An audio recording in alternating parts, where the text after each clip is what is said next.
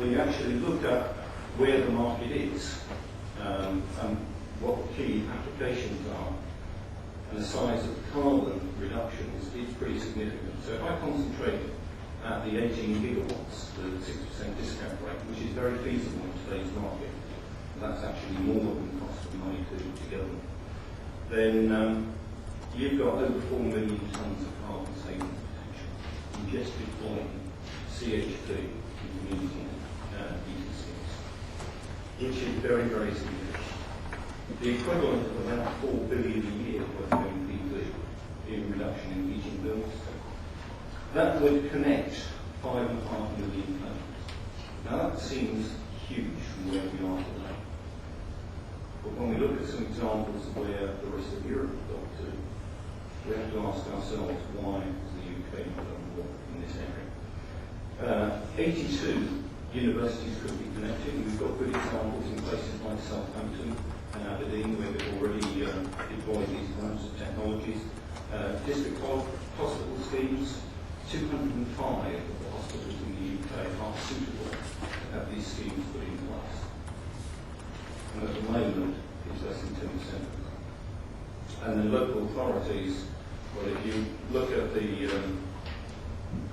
density that we need, you'll see there's huge potential in the government's own stock. So the potential in London is quite impressive. And what you can see with the different colours here, the dark areas are where you've got the most dense areas, and where you can actually, could today build economically schemes retrofitting into existing housing stock. But it's not a if and a but. The potential is there. It's just how we actually get into implementation.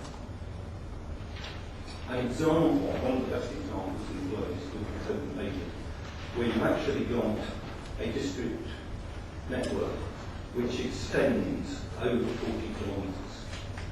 So another myth that people have is you can't transport heat over long distances. Modern technologies of pipe and insulation mean that you can actually move heat over long distances with relatively small temperature drops. And it's not steam that we need.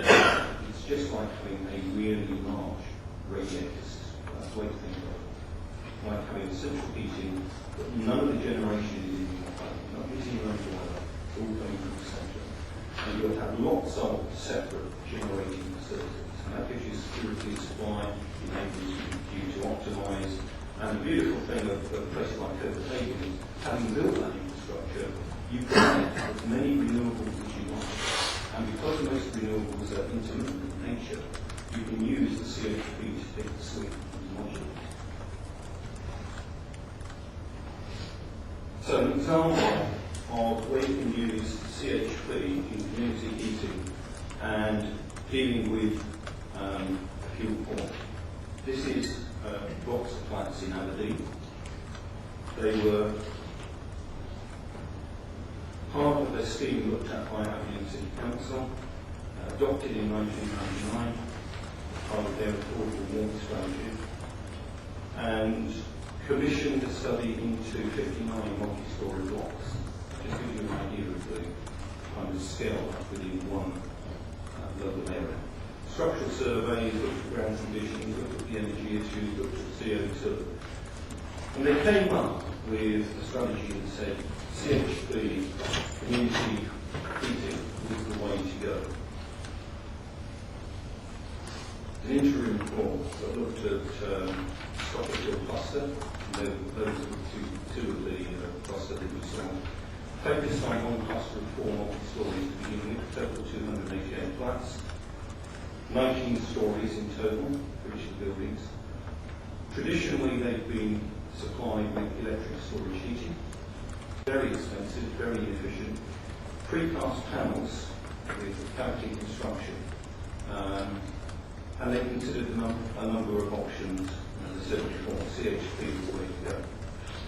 And in order to deal with insulation as well as fuel supply, and whether it was heat or hot water or electricity, they looked at what was affordable and what wasn't. And the two options they had really were a set of options around overcladding the building to use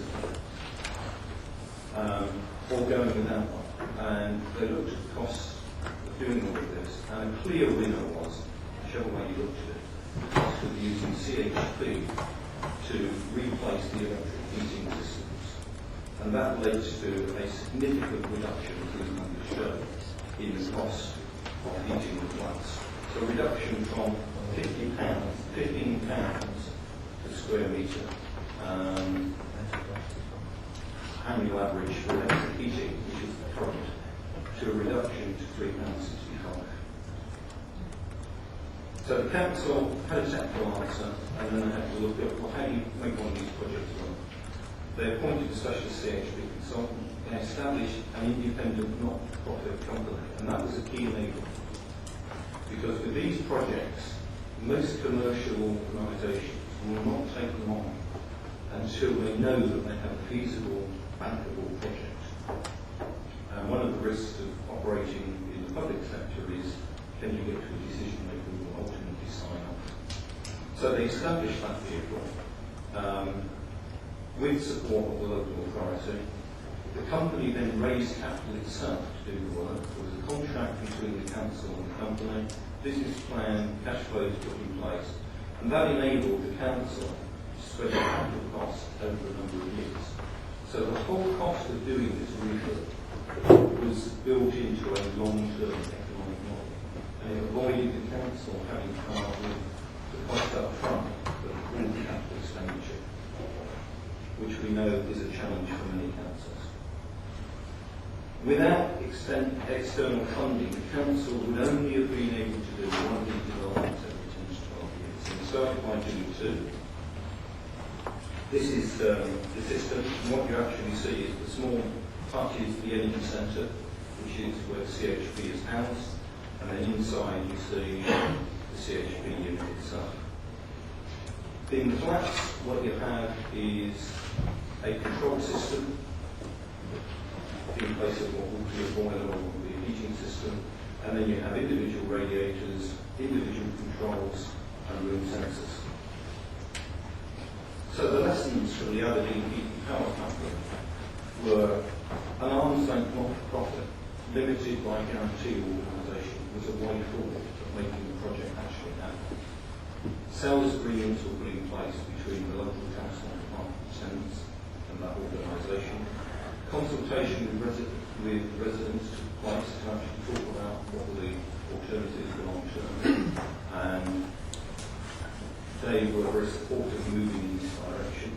The electricity sales were via a consolidator, and that just shows you some of the complexity when you start trying to do these things, who actually took the offtake and then provided to the residents and to the housing associations.